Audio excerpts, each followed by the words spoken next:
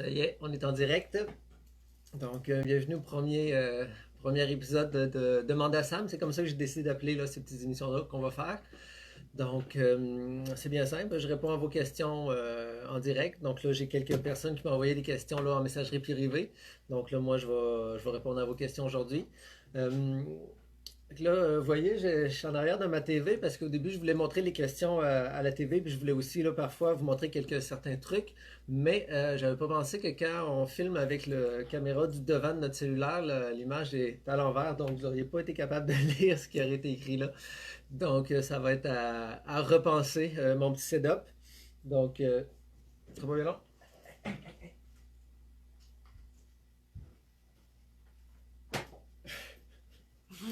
Désolé. J'avais Ruby qui est en train de manger des gants. Donc, c'est ça, donc le petit setup va être à repenser éventuellement parce que ce que je voulais faire, là, je me suis rendu compte juste avant de commencer que ça ne fonctionnait pas. Donc, premièrement, merci à ceux qui sont là aujourd'hui. Merci à ceux qui nous ont envoyé des questions. Euh, Puis c'est ça, là, je sais pas s'il y en a qui avaient vu l'annonce là, de ce petit show-là que je voulais faire. Mais comme je l'avais dit, là, j'ai une petite bulle au cerveau qui est passée, je me suis engagé, puis j'ai bien fait de m'engager parce que tout de suite après, j'ai dit, oh merde, qu'est-ce que j'ai fait?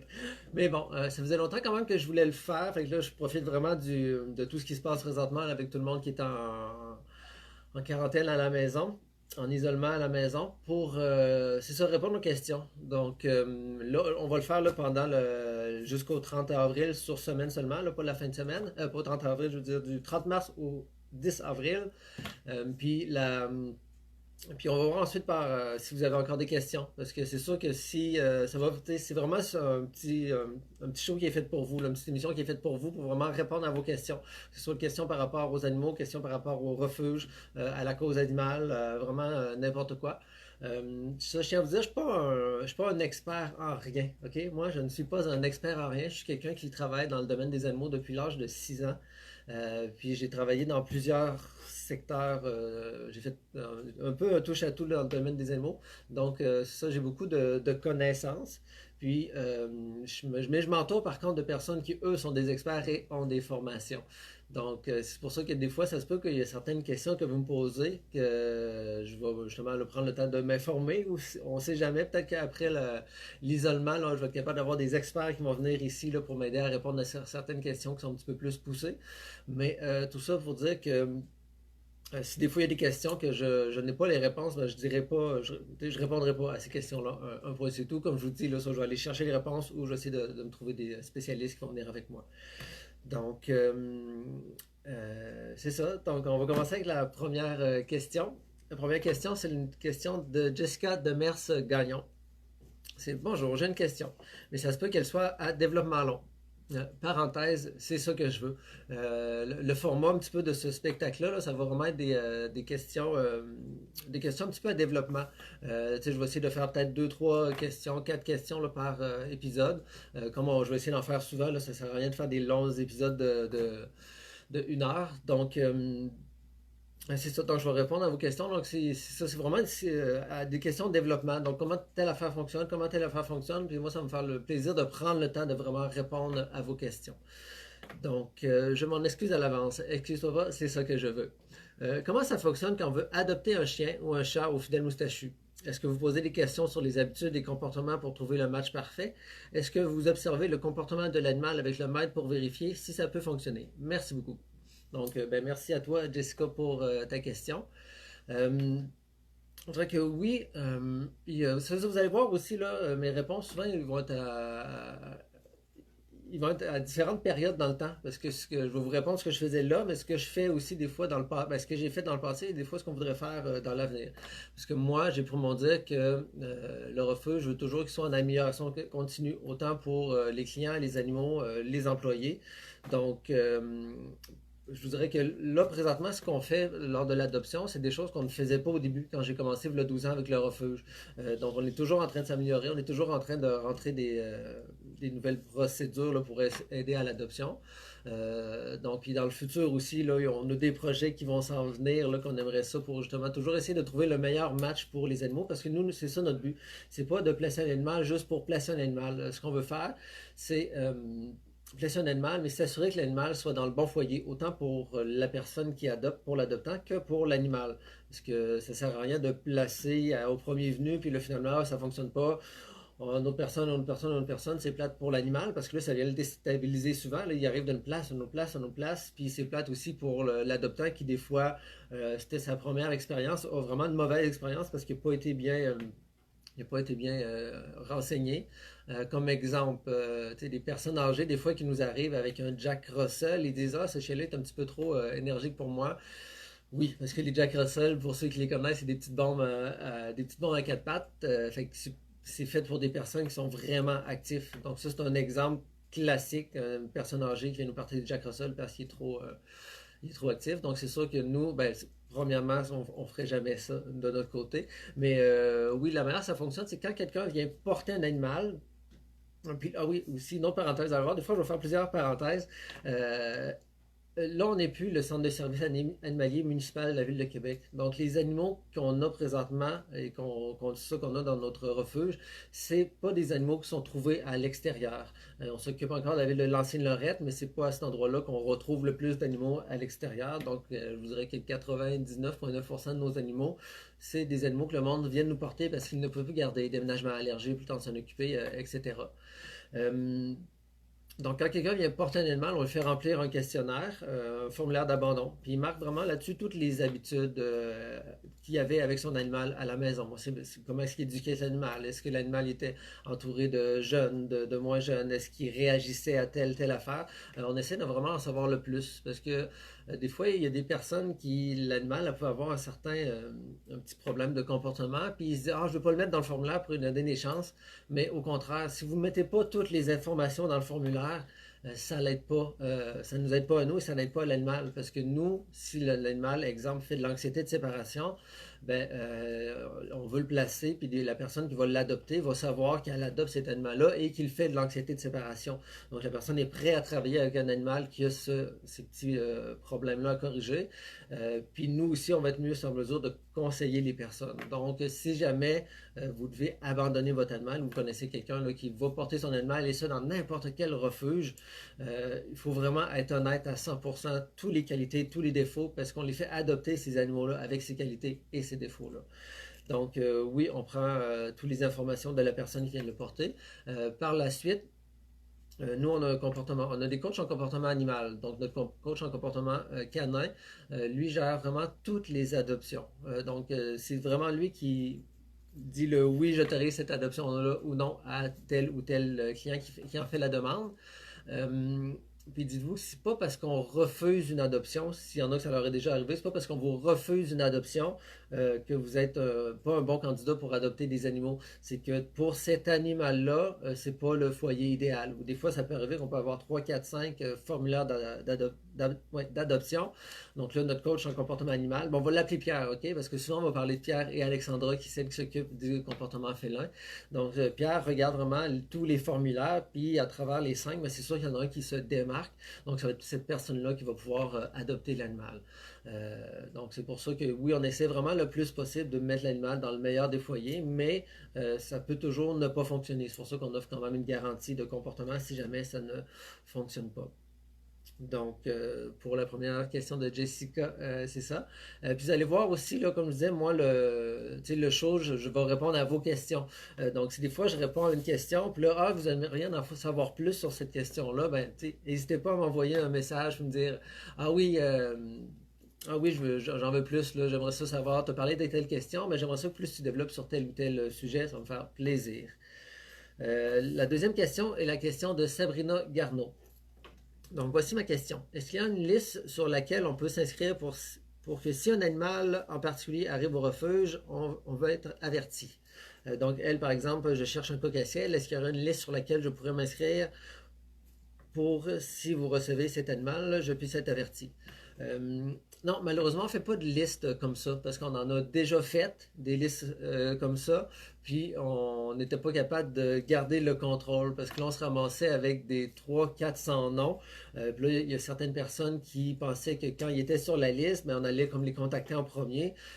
Puis c'était dur. En tout cas, c'était dur la gestion de ça, là, de la manière qu'on l'avait faite. Donc, on a arrêté de mettre on a arrêté de prendre les noms finalement des personnes. J'ai quelque chose par contre que éventuellement on est en train de travailler dessus pour que les personnes soient averties. Donc, qu'ils puissent dire, allez s'inscrire. Moi, j'aimerais ça, mettons, savoir si vous recevez un coq-à-ciel, l'exemple va être averti. Donc, quand il y a un coq-à-ciel qui va rentrer en adoption, ben, qu'il y ait un message ou quelque chose, là, un avertissement, une alerte qui soit envoyé à la personne pour lui dire, hey, il y a un coq-à-ciel, tu peux venir le voir. Donc, ça, je vous dirais, c'est en travail, mais c'est pas là présentement. Donc, quand ça va être présent, on va pouvoir vous le mentionner. Une autre question de. Un petit peu d'eau. Donc, voyons. Question de Florence Plamondon. Bonjour, je me demandais si vous faisiez beaucoup d'euthanasie par mois. Merci. Ça, oui, c'est une grosse question, les euthanasies en refuge. Ça, c'est vraiment une question là, que je vais vous répondre aussi un petit peu dans les temps. Quand j'ai commencé avec le refuge, là, 12 ans, il y avait beaucoup de. Pas de son. Est-ce que tout le monde m'entend? J'ai quelqu'un qui vient me voir qui me dit pas de son. En tout cas, j'espère que je parle pas dans le vide pour rien depuis tantôt. Euh, en tout cas, j'ai pas de nouvelles, là, ça a l'air d'être correct. Donc, qu'est-ce que j'ai rendu? C'est ça, si on faisait beaucoup d'euthanasie par mois. Donc, je vous dirais que avant, il y a souvent les personnes, là, avant qu'on ait le contrat avec le centre de services animaliers, ok, oui, on entend, c'est bon. Bon, ben, pour ceux qui n'ont pas de son, finalement, c'est pas de notre côté, ça doit être du vôtre, parce qu'il y a des personnes qui me disent là, qu'ils en ont du son. Donc, c'est vrai, je ne vais pas penser à regarder les commentaires des personnes là, mais si jamais vous avez des commentaires, là, je vais essayer de suivre les commentaires en même temps que de vous parler. Donc, c'est ça. Avant qu'on ait le contrat avec le centre de services animaliers municipal, il y a beaucoup de personnes qui disaient qu'on était un refuge sans euthanasie. Puis moi, j'ai jamais dit qu'on était un refuge sans euthanasie parce que j'aime ça être vraiment honnête surtout. Donc oui, on essayait le plus possible de placer les animaux sans jamais faire d'euthanasie, mais je sais pas si. Ben là, je vais vous parler des choses un petit peu plus techniques, mais il y a comme le parvovirus chez les chiens et la panleucopénie chez les chats qui sont des maladies à taux de mortalité vraiment extrême et vraiment très, très, très contagieux. Je touche du bois, on est là. Ça fait très longtemps que c'est pas arrivé dans notre refuge parce que ça, quand il y a quelque chose comme ça qui arrive, c'est vraiment pas plaisant parce que, comme je vous dis, on peut pratiquement pas les soigner. Les taux de réussite que si on soigne ces animaux-là, pour réussir à les sauver sont très très faibles et en plus c'est extrêmement contagieux. Donc vous le savez présentement avec tout ce qui se passe avec le coronavirus que ça peut être vraiment contagieux. Donc simplement le fait de piler, mettons, là, dans un animal là, qui a été malade à cause du parvovirus, mais on peut amener cette maladie-là un peu partout. Il y a un autre chien qui passe, qui l'attrape. Donc, c'est vraiment, vraiment contagieux. Donc, c'est sûr que quand des choses comme ça arrivaient, ben, c'est tout de suite de réagir. Il faut vraiment réagir rapidement pour isoler les endroits où est-ce que les maladies, les animaux malades y sont. C'est malheureux, mais à ce moment-là, il faut euthanasier ces animaux-là parce que c'est pas une maladie qu'on peut réussir à soigner. C'est pas comme la grippe féline que que ça soigne quand même assez facilement. C'est très contagieux, mais à l'aide de comprimés ou à l'aide de certaines petites médications, on peut le soigner. Tandis que par le copénie et parvovirus, ça, c'est des maladies que les refuges ne veulent jamais, jamais avoir. Donc, c'est pour ça que je n'ai jamais dit qu'on était sans euthanasie, parce qu'il y a certaines situations qui font qu'on est obligé, malheureusement, de devoir euthanasier un animal. Même affaire aussi les cas d'agressivité. Quand je disais tantôt qu'il y a des personnes qui, des fois, nous cachaient des choses en emportant un animal, ça en est un. Si un animal vient nous porter, non, non, non, il est super gentil, mais là, on se rend compte avec les évaluations que non, cet animal-là est vraiment réactif, il en est même dangereux. Encore là, ces décisions-là sont prises avec le comportement de la animale, les employés et tout, mais je vous dirais que ça va être sur un autre sujet éventuellement, qu'est-ce qui se passe avec les animaux dangereux, mais c'est ça, il y a parfois, on doit prendre la décision de devoir malheureusement euthanasier un animal. Donc, ça, c'était avant le service animalier. Pendant le service animalier, oui, des euthanasies, il y en a eu beaucoup. Je dis beaucoup, beaucoup plus que quand on était un simple refuge, parce que là, on s'occupait de tous les animaux de la ville de Québec. Et puis, ce qui arrive quand on a un centre de service animalier municipal, c'est qu'il y a beaucoup d'animaux qui ne sont pas aptes à se faire adopter. Quand je dis qu'ils ne sont pas aptes à se faire adopter, il y a certaines personnes, au lieu d'aller porter l'animal chez le vétérinaire pour le faire euthanasier, ben, il va l'abandonner dans la rue. Donc là, on va se ramasser avec un animal qui est trop vieux, trop malade, qui est trop de problèmes de comportement ou de santé. Puis ça, c'est tout simplement parce que les personnes, au lieu d'être responsables et d'aller eux-mêmes bien se départir de leurs animaux, de leur animal, bien, ils l'ont laissé dans la rue. Il y a aussi beaucoup, beaucoup de chats sauvages. Il y a des secteurs dans la ville de Québec où est-ce qu'il y a des communautés de chats sauvages et à chaque printemps et 2 fois par année, finalement, là, les femelles sont gestantes, font des petits. Ces petits bébés-là, s'ils sont pris à temps, on est capable de les récupérer puis de les placer dans des familles. C'est sûr qu'ils vont demander peut-être un petit peu plus de travail qu'un chaton qui est né justement dans une famille, là. Un petit chaton qui est grandi à l'extérieur. Je vous dirais jusqu'à 2-3 mois, c'est des petites boules de poils toutes cute, mais très agressives. Donc, il y a un travail qui est fait, mais je vous dirais souvent, là, comme je vous dis, là, moi, je vous parle d'expérience de ce qu'on voit dans les refuges, en tout cas avec mon refuge. Souvent, dépasser 6 mois, ça commence à être beaucoup plus difficile à rétablir là, pour que ce soit un bon chat de maison. Je dis pas que ça se fait pas, mais c'est beaucoup plus dur. Puis aussi, c'est que c'est beaucoup plus dur à faire adopter en refuge. Parce que là, l'animal, il a toujours été à l'extérieur avec des autres chats d'extérieur. Là, il se retrouve dans une cage en refuge avec des personnes qui passent, d'autres chats, d'autres odeurs. Donc, c'est pas des chats que le monde sont portés à adopter. Parce que oui, ils ont peut-être 6 mois, mais on n'est pas capable souvent de les approcher. On fait juste leur dire bonjour, du coucou, puis ils nous font l'après, puis ils nous donnent des coups de patte. Donc, c'est pour ça que quand on a un centre de service animalier municipal, malheureusement, le modèle que la province de Québec gère, s'occupe, là, et quand je dis la province, c'est parce que tous les grands centres urbains de la province, c'est comme ça qu'ils fonctionnent, c'est de gérer avec le surplus. Donc, on fait adopter ceux qu'on est capable, puis la balance, ben, on les fait euthanasier. Puis, ça, c'est pas un reproche que je fais à aucun centre de service animalier municipal, parce que moi-même, je l'ai été, puis je savais quoi qui m'attendait, mais ça, c'est un problème qui doit être pris sur plusieurs fronts. Encore là, ça, c'est une autre question que j'aimerais répondre éventuellement s'il y en a qui veulent la poser. Ça serait quoi les autres options finalement que le modèle qu'on a là présentement? Mais présentement, avec le modèle qui est là, les centres de refuge, les centres de services animaliers municipaux font vraiment du mieux qu'ils peuvent, qu'on pouvait, pour replacer le plus d'animaux possible. Juste nous, il faudrait que j'ai pas les chiffres sous la main, là, mais éventuellement, ça aussi, c'est une autre, quelque chose d'autre que je pourrais vous parler. La diminution qu'on a faite là, du taux d'euthanasie. Là, je sais qu'en gros, là, on a fait plus de 80% là, après nos 4 ans de centre de services animaliers pour la ville de Québec. Là, on a réussi à descendre le taux d'euthanasie de plus de 80%.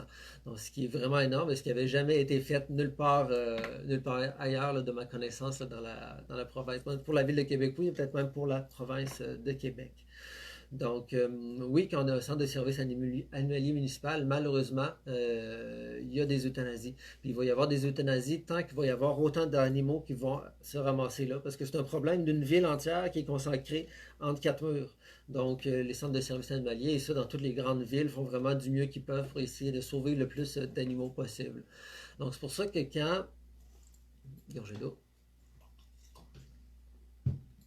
il y a des personnes qui, sur les réseaux sociaux ou en personne, etc., etc., etc., critiquent justement les centres de services animaliers à cause des euthanasies, ça ne vient pas nous aider, ça ne vient pas aider à la cause animale, parce qu'on est débordé, puis ce qu'on a besoin, c'est d'aide. Puis là, je dis on, parce que même si je suis plus centre de service animalier municipal, mais je suis encore là pour aider les animaux. Donc, que ce soit à Québec, à Montréal, Trois-Rivières, n'importe où, ce qu'on a de besoin quand on a un centre de service animalier, c'est vraiment de l'aide du public. Donc, si ça vous touche toutes les euthanasies qui sont faites, ben, impliquez-vous, allez voir vos services animaliers, demandez qu'est-ce qu'on pourrait faire pour vous aider, est-ce qu'on peut être famille d'accueil, est-ce qu'on peut faire de la sensibilisation, parce que moins qu'il va y avoir de personnes qui vont abandonner, ou moins qu'il va y avoir d'animaux qui vont se retrouver dans le centre, ben, moins qu'il va y avoir d'euthanasie. Donc, les centres de services animaliers font vraiment tout ce qu'ils peuvent, mais ils peuvent pas c'est ça, ils peuvent pas tout faire finalement. C'est pour ça que la population, quand elle vient nous aider, en tout cas, quand nous, la population venait nous aider, ça nous aidait vraiment beaucoup. Euh, donc, c'est ça qui est ça pour les trois questions pour aujourd'hui. Puis là, comme je ne peux pas vous montrer ce que je voulais montrer à l'écran, je vais vous montrer Ruby. Donc là, il y en a quelques-uns sûrement qui n'ont entendu parler. Donc, je vais aller vous chercher, ça va bien long.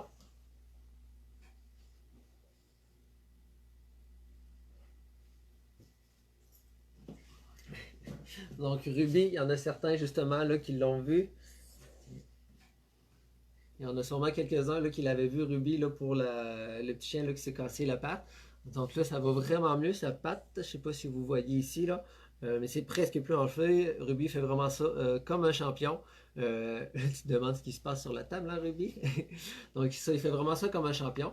Puis c'est sûr que Ruby, éventuellement, va être pour l'adoption.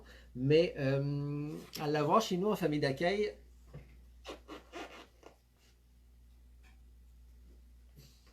à l'avoir chez nous en famille d'accueil, j'ai pu voir justement un petit peu c'est quoi les tempéraments de Ruby. Puis Ruby, là, même si c'est un beau petit chiot de 6 mois, 8 mois que tout le monde aimerait avoir parce que j'ai beaucoup de demandes, ça sera vraiment pas un chien pour tout le monde parce que Ruby, il jappe beaucoup. Ruby, il est pas propre du tout encore. Puis là, c'est sûr de le voir un petit peu. C'est sûr, on est confiné à la maison, mais voyons. Mais c'est ça, j'ai l'impression que Ruby fait aussi beaucoup, beaucoup d'anxiété de séparation. Juste quand je suis dans la douche, là, on est à travers un rideau, puis il chiale parce qu'il ne me voit pas. Donc je sais pas si c'est parce que ça fait justement là, 2 semaines que je suis quasiment 24 sur 24 avec Ruby, parce que je me suis même fait un lit dans mon sous-sol pour dormir avec lui, parce que les premiers soirs, quand il est arrivé, il a hurlé toute la nuit. Donc là, je voulais que ma petite amie dorme. Donc là, je me suis fait, sous les conseils de Pierre, il m'a dit, ben rapproche-le de ta chambre. Ce que je n'avais pas pu faire parce que Ruby, à cause des médicaments, des stress et tout, il y avait eu une grosse diarrhée explosive.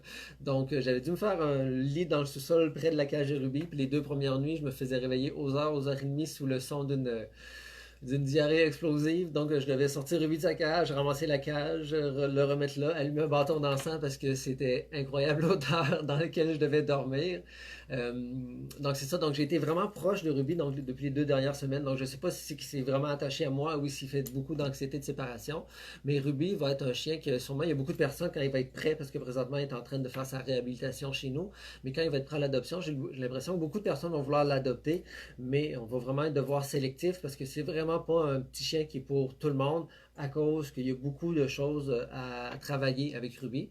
Puis nous, nous nos méthodes de fonctionnement, c'est vraiment par le renforcement positif. Donc là, exemple, le nombre de fois que Ruby me fait des pipis caca, je le voyais me faire. Donc c'est de pas le faire, de pas lui dire non, lui mettre le nez dans le caca comme tout le monde nous disait avant de le faire, mais bien de l'amener à l'extérieur, puis quand il fait ses besoins à l'extérieur, de le récompenser. Donc au début, j'étais avec Ruby des 10, 15, 20 minutes dehors, puis à être assis à le regarder faire pour qu'éventuellement fasse ses besoins. Il voulait pas faire ses besoins en rentrant dedans, puis il me faisait ça direct en rentrant dedans, que je trouvais un petit peu tannant. Je fais, voyons Ruby, ça fait 15 minutes qu'on est dehors. Euh, mais là, j'ai commencé à le sortir avec mes chiens, puis là, ça va de mieux en mieux. Il est en train vraiment là, d'apprendre en regardant mes autres chiens que, hey, ok, ça se fait dehors, ces choses-là. Donc, ça va être du travail qu'il va être à faire avec Ruby, mais éventuellement, quand je vous parlais justement de renforcement positif, c'est ça. Donc, il faisait ses besoins à l'extérieur avec mes chiens, et immédiatement, je donnais une petite gâterie. Bravo Ruby, c'est beau, félicitations. Pour amener au chien à lui faire comprendre qu'est-ce qu'on veut qu'il fasse et non pas qu'est-ce qu'on veut pas qu'il fasse. C'est ça le renforcement positif. Donc, c'est tout pour la première édition. C'est sûr que, comme je disais, là, moi, c'est un petit show que je fais, là, un petit, pour vous. C'est la première fois, donc je vais avoir besoin de vos commentaires. Donc, qu'est-ce que vous avez aimé, qu'est-ce que vous avez pas aimé? Des commentaires constructifs, s'il vous plaît. Puis c'est sûr, comme je disais aussi, j'ai besoin de vos questions. Donc là, j'ai encore quelques questions, mais j'en ai pas assez pour faire toute la semaine. Donc n'importe quelle question, comme je disais, sur le refuge, sur les animaux, sur la cause animale, je suis là pour y répondre. Puis je suis là pour qu'on puisse se divertir tout le monde ensemble pendant qu'on est en isolement. Donc j'ai besoin de vos questions, j'ai besoin de vos commentaires là, sous la publication du vidéo. Puis, si vous pouvez aussi partager ces vidéos-là, parce que le but aussi pour lequel je fais ces vidéos-là, c'est de renseigner le monde, pour instruire le monde. parce que je me rends compte qu'il y a beaucoup de personnes qui parfois veulent venir abandonner un animal, mais il y aurait eu beaucoup de solutions à faire avant l'abandon. Mais là, les personnes se sont rendues à un point tel qu'ils sont plus capables. Donc là, ils viennent nous le porter. Puis là, quand on leur propose des diverses méthodes ou diverses solutions qu'ils pourraient mettre en application, il y en a qui ont comme atteint le maximum, puis non, non, non, prenez-le. Donc, c'est pour ça un petit peu là, que je veux faire ça, c'est que si on peut aider à ce qu'il y ait moins d'animaux qui se retrouvent dans les refuges, moins d'abandon, puis parfois, des fois, c'est juste de penser, de prendre un petit peu de recul, prendre un petit peu de perspective, parce que quand on est avec ton animal, des fois, on peut chercher 10 millions de solutions pour corriger le problème qui nous fatigue, mais c'est parce que des fois, d'avoir l'aide de personnes extérieures et des personnes qui ont des connaissances là-dedans peut vous aider. Donc, si c'est ça, partagez s'il vous plaît là, le fait que il y a des petits vidéos live là, maintenant qu'on va faire à tous les jours. Puis je vous remercie beaucoup. Donc, questions, commentaires, partage. Merci beaucoup. À la prochaine. Donc,